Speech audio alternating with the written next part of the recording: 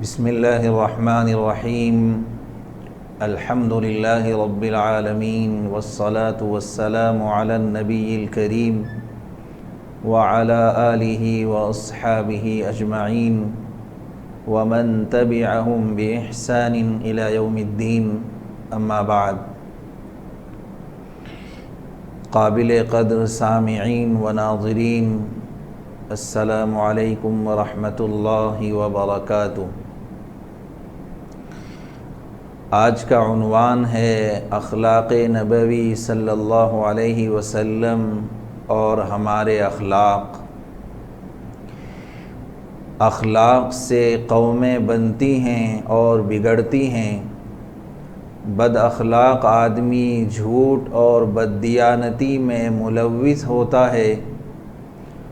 جس معاشرے میں جھوٹ اور بددیانتی عام ہو جائے وہاں کبھی امن و سکون نہیں ہو سکتا۔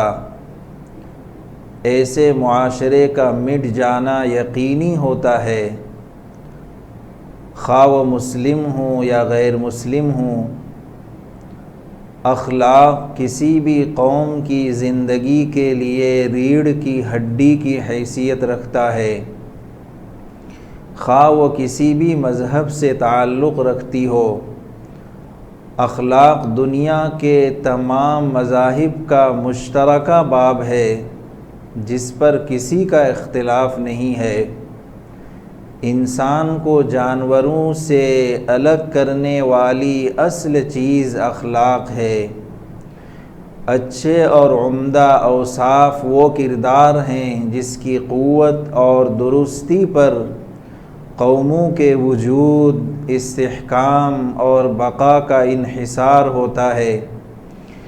معاشرے کے بناؤ اور بگاڑ سے قوم براہ راست متاثر ہوتی ہے۔ معاشرہ اصلاح پذیر ہو تو اس سے ایک قوی، صحت مند اور باصلاحیت قوم وجود میں آتی ہے، اور اگر معاشرہ بگاڑ کا شکار ہو تو اس کا فساد قوم کو گھن کی طرح کھا جاتا ہے۔ جس معاشرے میں اخلاق ناپید ہو، اخلاق نام کی چیز نہ ہو، وہ کبھی مہذب نہیں بن سکتا۔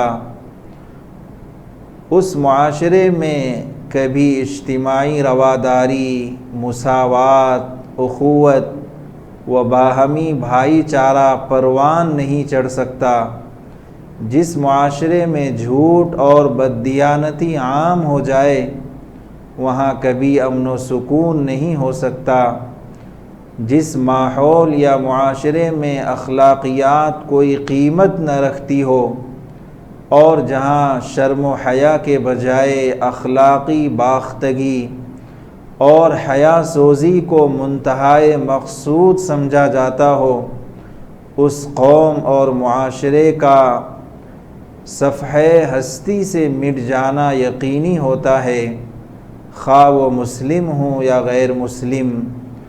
دنیا میں عروج و ترقی حاصل کرنے والی قوم ہمیشہ اچھے اخلاق کی مالک ہوتی ہے، جبکہ برے اخلاق کی حامل قوم زوال پذیر ہو جاتی ہے۔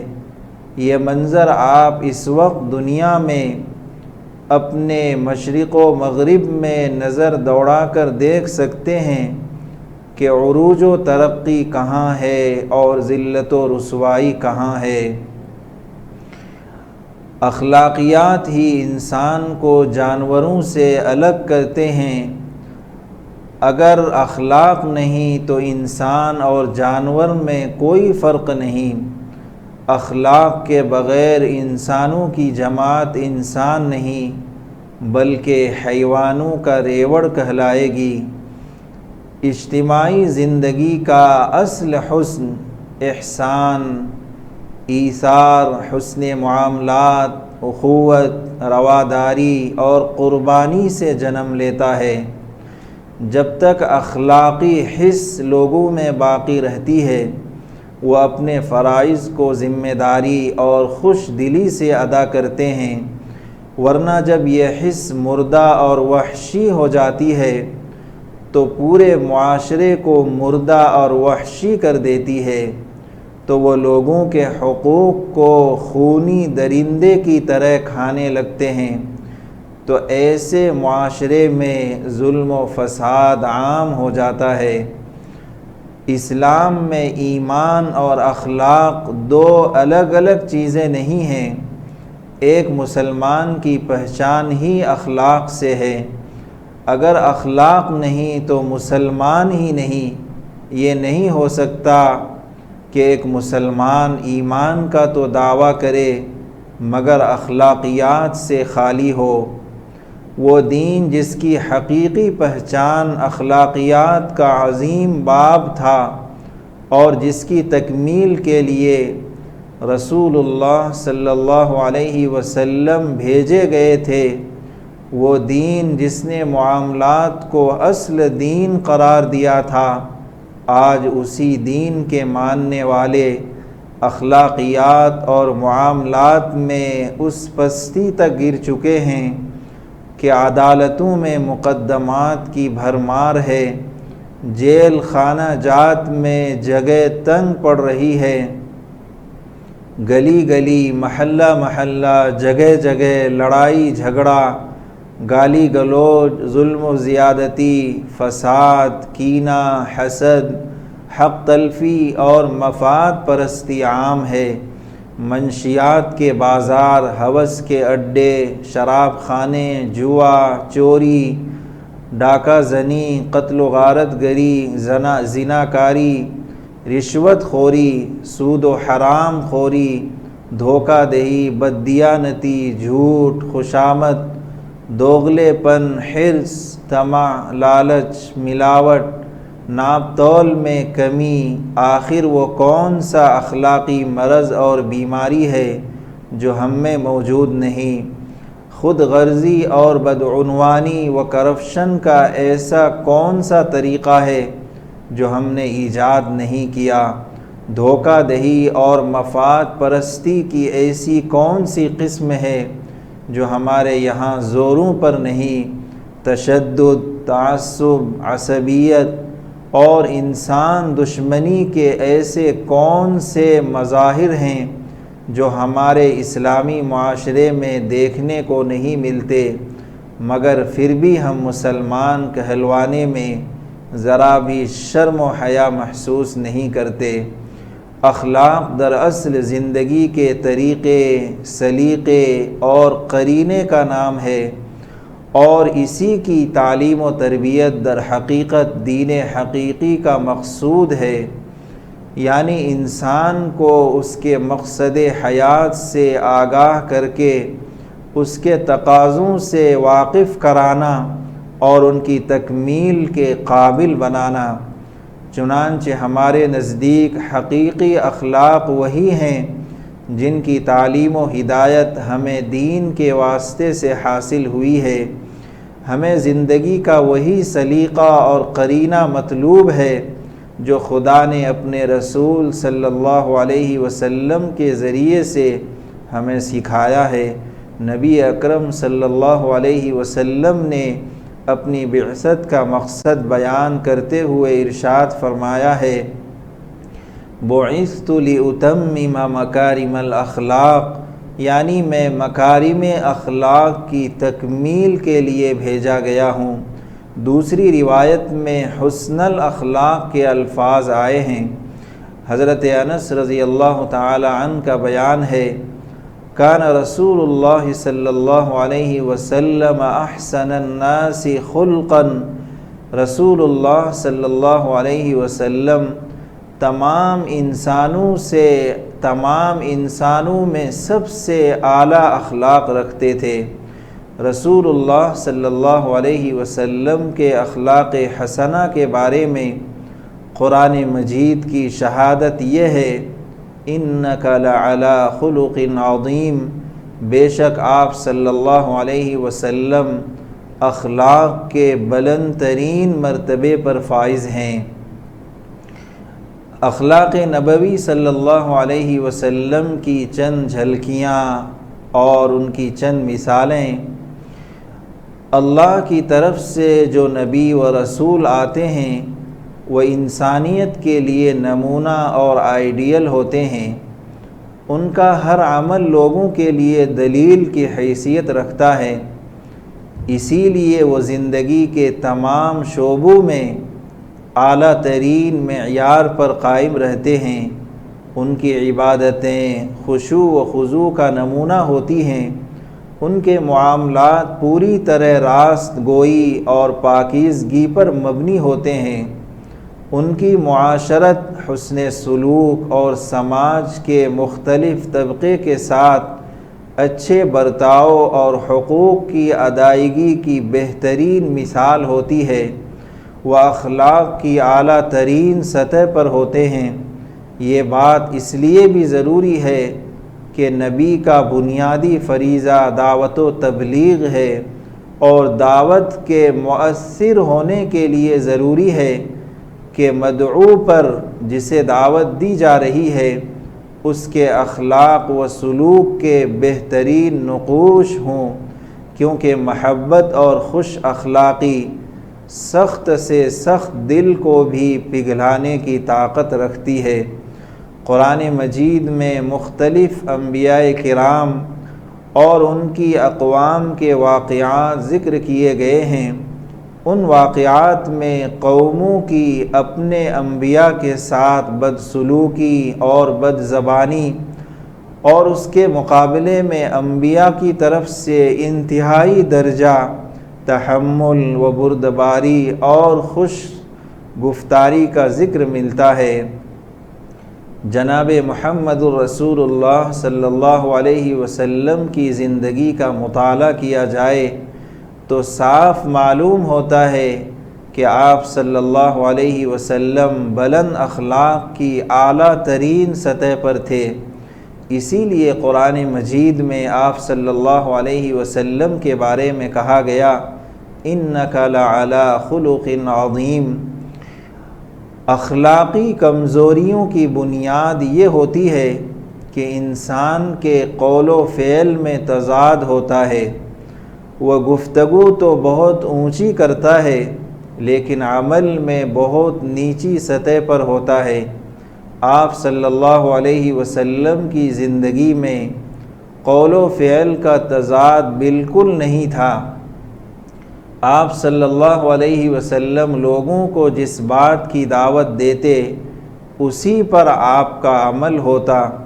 اسی لیے حضرت عائشہ صدیقہ رضی اللہ عنہا نے ایک شخص کے سوال کے جواب میں فرمایا کہ اخلاق محمدی کا خلاصہ یہ ہے، آپ صلی اللہ علیہ وسلم کے مزاج کا نمایاں پہلو تواضع و انکساری کا تھا۔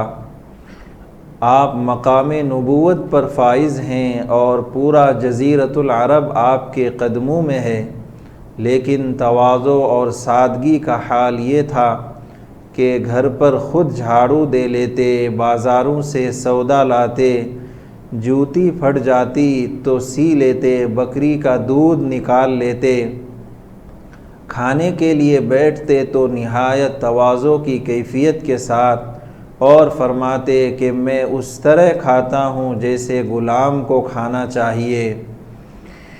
اگر کوئی غریب آدمی کسی معمولی سی چیز پر مدعو کرتا، آپ کو دعوت دیتا تو اس کی دعوت بھی قبول فرما لیتے، مریضوں کے گھر پہنچ کر ان کی عیادت کرتے، غلاموں کی دعوت بھی قبول فرماتے، ہر عام و خاص کے جنازے میں شریک ہوتے۔ گدھے کو معمولی سواری سمجھا جاتا تھا مگر آپ اس کی بھی سواری کیا کرتے تھے، اور اگر کوئی غلام دعوت دے تو اسے بھی قبول فرماتے تھے۔ لوگ تعظیم کے لیے کھڑے ہوتے تو منع فرما دیتے، اگر کسی باندی کا بھی کوئی کام ہوتا اور وہ بھی سر راہ اپنی کسی ضرورت کے لیے روکتی تو رک جاتے، بڑے تو بڑے چھوٹے بچوں کو بھی سلام فرماتے۔ رفقا کے ساتھ اس طرح بیٹھتے کہ امتیازی شناخت اور پہچان نہ ہونے کی بنا پر لوگ آپ کو پہچان نہیں پاتے۔ آپ صلی اللہ علیہ وسلم نے اس تعبیر کو بھی پسند نہیں فرمایا۔ تواضع اور عاجزی کا یہ حال تھا کہ فتح مکہ کے موقع پر جب 10,000 مسلح جانثار آپ کے گرد و پیش تھے، انکساری کی وجہ سے آپ کا سر مبارک اس قدر جھکا ہوا تھا کہ بار بار اونٹنی کے کوہان سے ٹکرا جاتا تھا۔ آپ صلی اللہ علیہ وسلم کا رہن سہن بھی تواضع کا مظہر تھا۔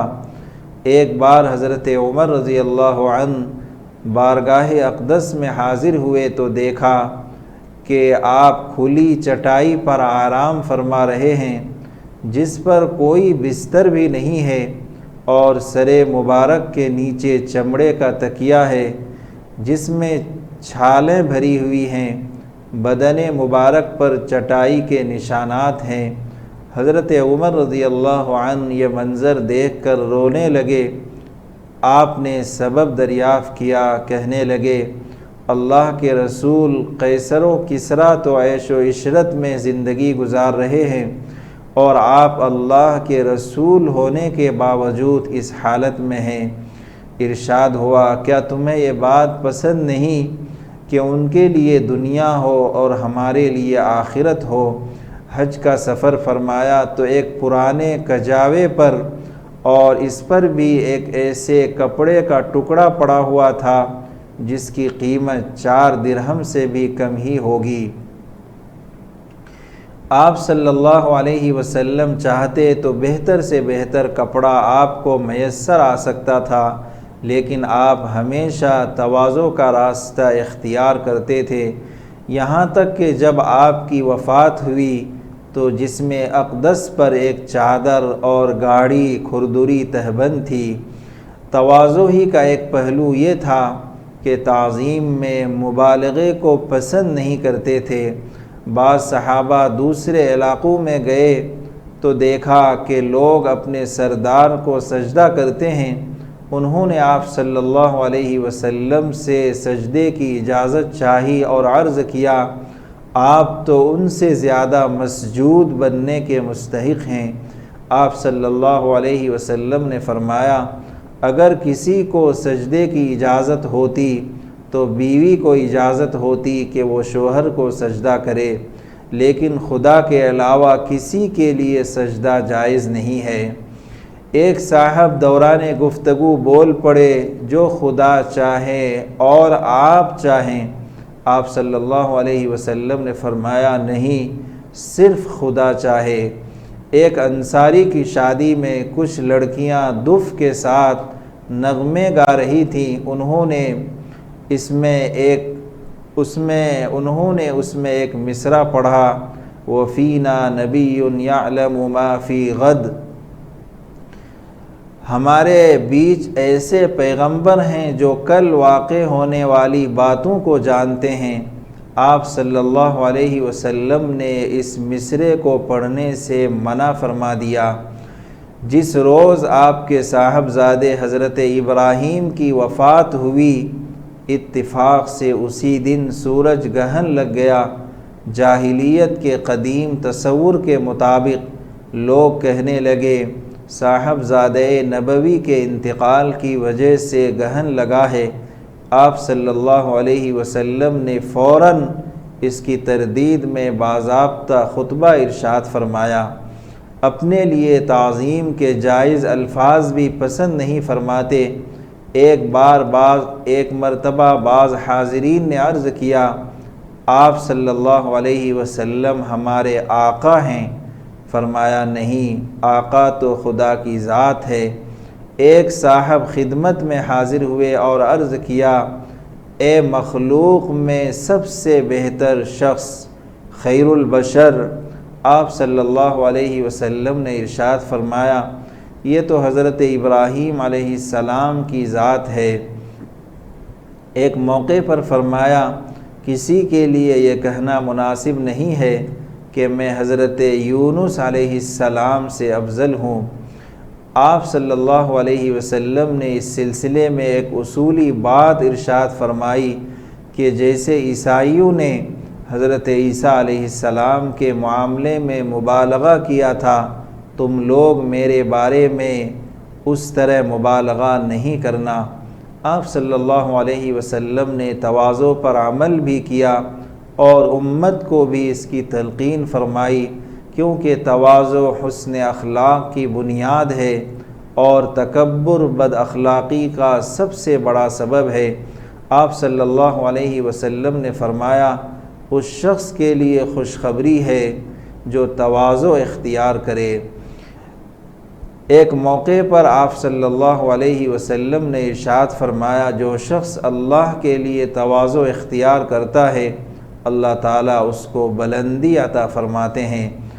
چونکہ تواضع کا مظہر ظاہری سادگی بھی ہے، اس لیے آپ لباس و پوشاک اور رہن سہن میں سادگی کو پسند فرماتے تھے۔ آپ صلی اللہ علیہ وسلم نے فرمایا، سادگی ایمان کا ایک حصہ ہے۔ ایک موقع پر ارشاد فرمایا کہ جس نے قدرت کے باوجود تواضع اور عاجزی اختیار کرتے ہوئے عمدہ لباس نہیں پہنا تو اللہ تعالیٰ قیامت کے دن اسے تمام مخلوق کے سامنے بلائیں گے، اور جو لباس وہ پسند کرے گا اسے اس کو پہننے کا اختیار دیا جائے گا۔ اس تواضع کا ایک مظہر یہ تھا کہ آپ غربا کے ساتھ رہنے کو ترجیح دیتے تھے، پسند فرماتے تھے۔ آپ صلی اللہ علیہ وسلم نے فرمایا کہ مجھے غریب لوگوں کے درمیان تلاش کرو، اس لیے کہ تمہیں تمہارے کمزوروں کی وجہ سے ہی روزی دی جاتی ہے اور مدد کی جاتی ہے۔ اللہ رب العزت ہم سب کو اخلاق نبوی صلی اللہ علیہ وسلم سے مزین فرمائے۔ دعا ہے رب العالمین ہم سب کے تمام کبیرہ صغیرہ گناہوں کو معاف فرمائے۔ رب العالمین ہم سب کو دین کی سمجھ عطا فرمائے، کہنے سننے کو قبول فرمائے، دنیا اور آخرت کی ہر بھلائی سے مالا مال فرمائے، دلوں میں اپنی محبت، اپنے حبیب کی محبت، شریعت مطہرہ کی محبت پیدا فرمائے، آمین۔ ربنا تقبل منا انك انت السميع العليم وتب علينا انك انت التواب الرحيم، وصلى الله تعالى على خير خلقه محمد وعلى آله واصحابه اجمعين برحمتك يا ارحم الراحمين والحمد لله رب العالمین۔ ہائی ٹیک نیوز کے دینی پروگرام کو پیش کرنے میں تعاون کیا ہے G F group promoters and developers, proprietor Muhammad Abdulghani, Hyderabad and Vikarabad. Contact number 9396486622 اور 9652861022۔